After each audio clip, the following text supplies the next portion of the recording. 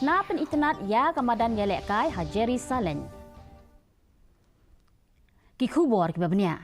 Ka Composite Regional Center for Skill Development, Rehabilitation and Empowerment of Persons with Disabilities, Shillong mentakas ngi kira penlong ya ka Purple Fair ka baar ha ususo tham auditorium. Ha kani ka program la wan menta da kumbasan spa angut kibriyo ki balawan ban peni ya la kasab ba kidon bat ya ki jingshna ki jongki ha ka balabu hadu kumba ar teli ki stall ba per.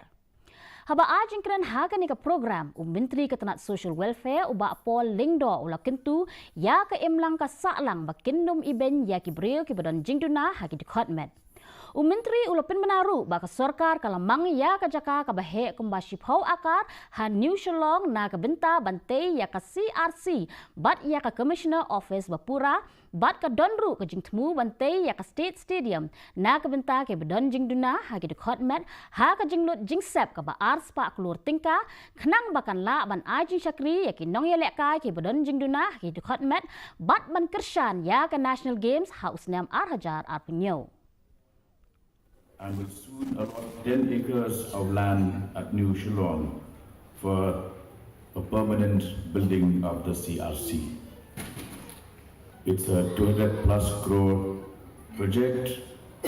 and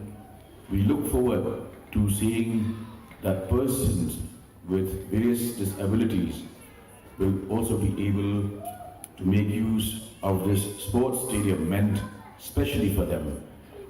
and especially in view of the National Games scheduled to be held in Meghalaya in 2027. UCEM ka KHADC uba Shembor